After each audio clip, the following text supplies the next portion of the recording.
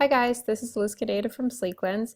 Today I have a tutorial about the Forgotten Postcards Workflow, and this tutorial is all about light leaks. So if you've checked out this workflow, then you know it's basically to give your photographs a kind of vintage or analog feel, just an old-fashioned kind of feel. So a long time ago when we had film cameras, a current problem would be that occasionally there would be a light leak. So there was a damage in the camera, or for some reason light was coming in and exposing the film when it wasn't supposed to. But those actually make kind of neat effects. So digital cameras don't really have light leaks nowadays. So I'm going to show you how to take your digital photos and use the Forgotten Postcards workflow to add light leaks to your photographs and bring back that vintage feel with those rich tones and that kind of hazy atmosphere. So I have a photograph pulled up, and for this one I'm going to start actually in my color correct, and I'm using the reduced greens just to kind of reduce the green color in the background of this photograph because we're going for that kind of washed out, desaturated vintage look. Now here, if we scroll down, here are the light leaks. So this comes with 15 different light leaks, and these are all common light leaks that you would see on old pictures that maybe were taken with a camera that had a light leak in it. So for this photograph, I'm going to be using light leak number 13, which just adds a kind of nice gold hue. The only thing with this light leak for me is there's just a little bit too much yellow or gold going on, and there's two ways you can fix that. So I'm going to go, the first way you can fix that is if you hit this right here, it's going to basically show you the filter that we used for the light leak. And here is the color. So one thing you could do is you can go in here and you can turn the saturation down if you want.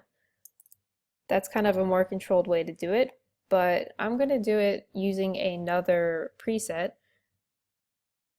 So I'm going to be going up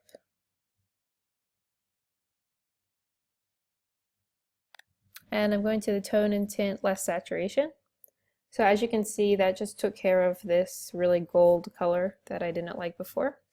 The last thing I'm going to do with this photograph is add a vignette. So I'm going to add a subtle black vignette. And even though we added the vignette, it just stacked on top and we still have the light leak.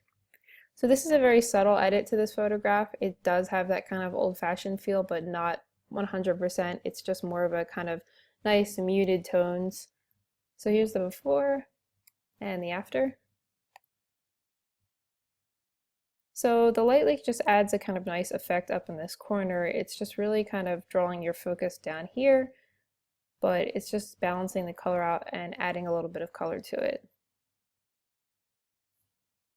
All right, so I'm going to move on to another photograph. So for this photograph, I'm going to use a more traditional light leak effect. But first I'm going to start down here with my matte presets. And for this one, I'm choosing matte watermelon. And then I'm going to go ahead and I'm actually using light leak number 3. So this light leak we have all around the edges here. And I'm actually going to go ahead and control this a little bit and change the colors. So if I hit here, now I can see where all the colors are coming from on this light leak, and the one I want to tone down is this red one. So I'm just going to click on that one and I'm going to turn the saturation down a little bit. And I'm also going to change the color just a little bit more towards the orange side here. And I'm going to do the same with this one over here. So if I put my little cursor over here, you can see where the color is going to be. So for this one, I am going to tone it down to an orange color as well. And turn the saturation down as well. The last thing I'm going to do with this photograph is just to kind of bring a little bit of light to the subject. I'm going to use a brush here. So I'm using the Forgotten Postcards Light Brighten brush, and I'm going to turn the exposure up a little bit on that. And I'm just going to use it kind of all over this little girl here who is the subject, just to bring more light to her face because she is slightly underexposed.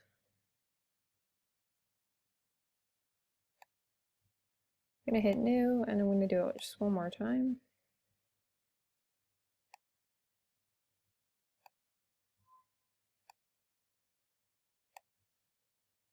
Alright, so here's the before and after for this picture. So we didn't change much, but it does have that analog feel, especially with the light leak effect.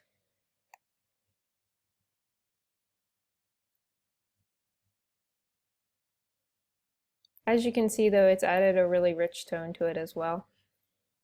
I'm going to move to a third photograph now.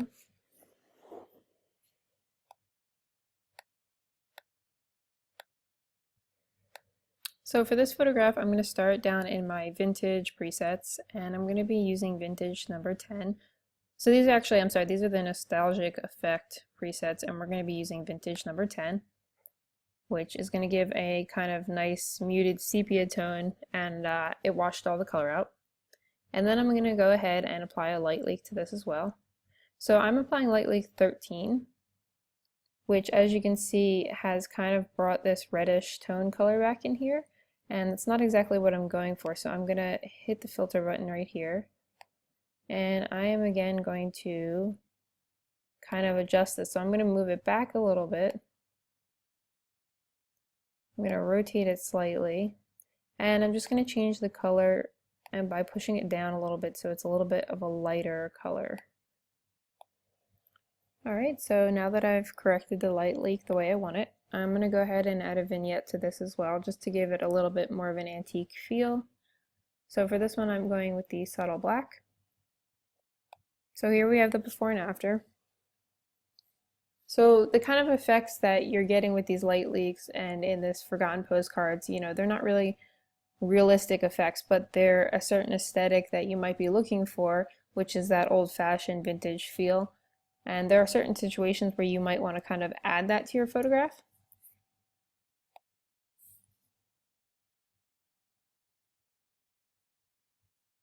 Alright, so I hope you guys like this tutorial on how to use the light leaks in the Forgotten Postcards workflow, and you'll be able to try it out for yourself soon.